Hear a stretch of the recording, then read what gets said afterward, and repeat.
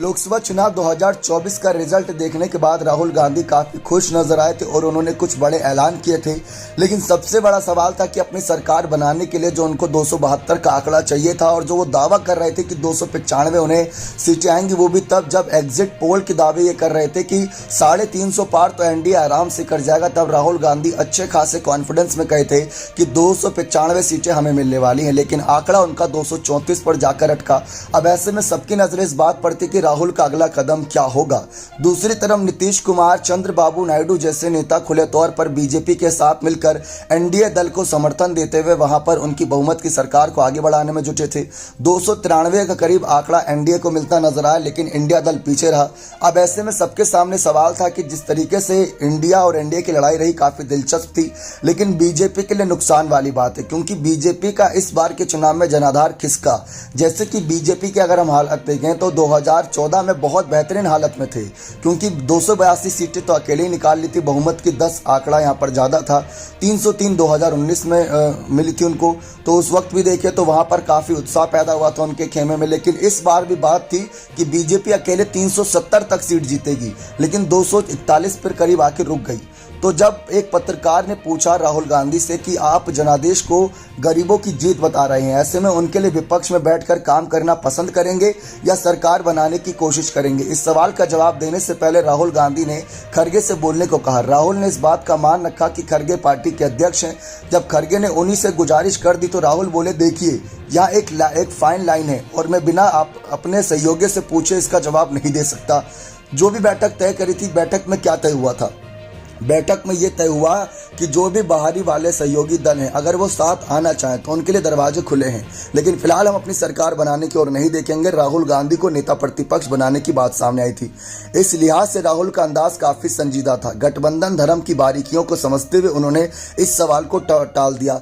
जरूर इस सवाल का जवाब नीतीश और चंद्रबाबू नायडू ने भी सुना होगा, क्योंकि हर कोई ये जानना चाहता है कि इंडिया दल के मुख्य नेता राहुल गांधी जैसे नेता जो प्रधानमंत्री पद की दावेदारी में अपने आप को आगे रखे, उनका क्या मानना है अगर नीतीश और नायडू आते हैं तो। लेकिन अगर सरकार बनाने का दावा पेश करना हो तो नंबर कहां से आएंगे? निश्चित तौर पर इसके लिए एनडीए में सेंधमारी करनी होगी।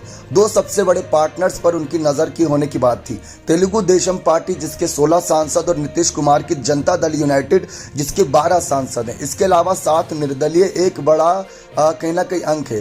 तीनों को मिलाकर करीब 35 का जुगाड़ होता है और इंडिया के पास तो अभी 234 की बात थी, और जोड़ दे तो आंकड़ा पहुंचता है 270 तक का। यानी 35 अगर जोड़ दे 235 के साथ तो करीब 270 जादुई नंबर से 2 कम रहता है। लेकिन चांस अभी भी बनने थे। राजनीति संभावनाओं को खेल है, किसी भी कैलकुलेशन को इग्नोर नहीं कर सकते। ओवैसी की अगर बात करें तो मोदी के नाम पर राहुल गांधी को सपोर्ट कर सकती है, और उन्होंने कहा भी था कि अगर वक्त पड़े तो इंडिया दल को वे समर्थन कर सकते हैं। इसके अलावा नगीना लोकसभा सीट से जीते आजाद समाज पार्टी के चंद्रशेखर आजाद भी यहां पर आगे आ सकते हैं। नीतीश कुमार की तरह यूटर्न पॉलिटिक्स के माहिर जेडीएस के 2 सांसद होने की संभावना है। अगर ये मिला दे तो आंकड़ा 274 आराम से पहुंच सकता है, यानी बहुमत के आंकड़े को पार कर सकते हैं। लेकिन ये कहना आसान कहना करना मुश्किल है, क्योंकि केसी त्यागी साफ कर चुके हैं कि नीतीश कुमार अब पलटी नहीं मारेंगे। खुद नीतीश कुमार एनडीए की बैठक में पीएम मोदी को खुला समर्थन दे चुके हैं। उधर चंद्रबाबू नायडू ने भी यहां पर साफ कर दिया कि पीएम मोदी ने इन 3 महीने के चुनावी माहौल में एक भी दिन की छुट्टी नहीं ली, एक भी वक्त उन्होंने आराम नहीं किया। जो जोश उनका पहली रैली में देखने को मिला, वही जोश उनका आखिरी रैली तक बरकरार था। तो चंद्रबाबू नायडू और नीतीश कुमार ने तो भाई सारे तारीफों के पुल बांधे पीएम नरेंद्र मोदी के। दूसरी तरफ इन सब खेल से पहले संवैधानिक व्यवस्था भी समझना जरूरी है। एनडीए चुनाव पूर्व बना गठबंधन है, इसलिए राष्ट्रपति से सिंगल ब्लॉक की तरह ट्रीट करेंगे। चूंकि बहुमत है, इसलिए सरकार बनाने के लिए मोदी को ही आमंत्रित करने की बात थी, और जो कि हुआ भी। सरकार बनाने के लिए पीएम मोदी को आमंत्रण यहां पर मिलता नजर आया, जो कि वो पहुंचे भी। अब ये बात साफ है कि 9 जून को शपथ की इस बात सामने आ रही है। शपथ ग्रहण में कौन कौन शामिल होगा?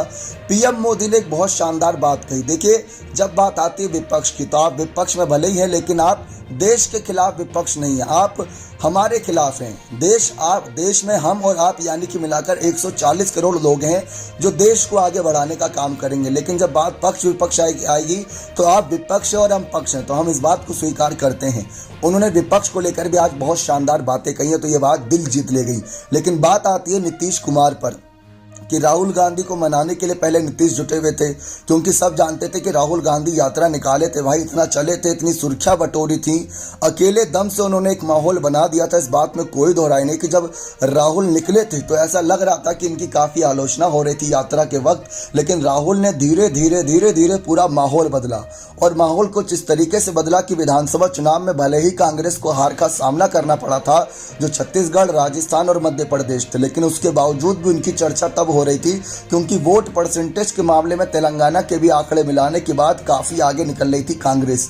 तो उस लिहाज से राहुल गांधी ने एक तरीके से सुर्खियां बटोरी थी। राहुल गांधी की कांग्रेस ने इस बार 99 सीट निकाली है। मल्लिकार्जुन खड़गे का इससे पहले एक बयान सामने आया था कि वह राहुल को पीएम फेस के तौर पर देखते हैं, लेकिन उसकी पुष्टि नहीं हुई, जबकि ममता और केजरीवाल मल्लिकार्जुन खड़गे को पीएम फेस मानते थे। तो इंडिया गठबंधन में पीएम पद को लेकर भी काफ़ी देखा जाए तो रस्साकसी की स्थिति थी, लेकिन फिलहाल वही रस्साकसी की स्थिति आगे भी जारी होने के चांसेस हो सकते हैं। लेकिन अब इंडिया दल इस बात को लेकर आश्वस्त है कि अब हम विपक्ष के तौर पर हैं और एनडीए पक्ष के तौर पर है। 9 जून को पीएम मोदी की शपथ, और जेडीयू ने भी वहां पर पूरा समर्थन देने की बात कर दी है, और टीडीपी, तो दोनों ही पार्टी यहाँ पर मुख्य तौर पर उनका समर्थन दे रही हैं। लेकिन मेन मीडिया, जो देश की मीडिया है, उसमें एक सवाल सबके सामने घुमा कर आ रहा है, वो ये है कि कब तक।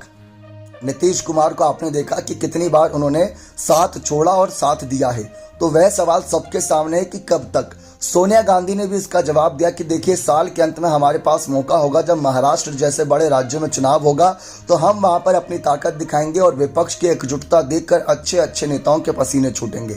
ये बात उन्होंने अपनी स्थिति के तौर पर साफ कर दी कि हमें आज नहीं तो कल मौका मिलेगा, इस मौके की तलाश में हमें रहना होगा और आगे पूरी कोशिश करेंगे।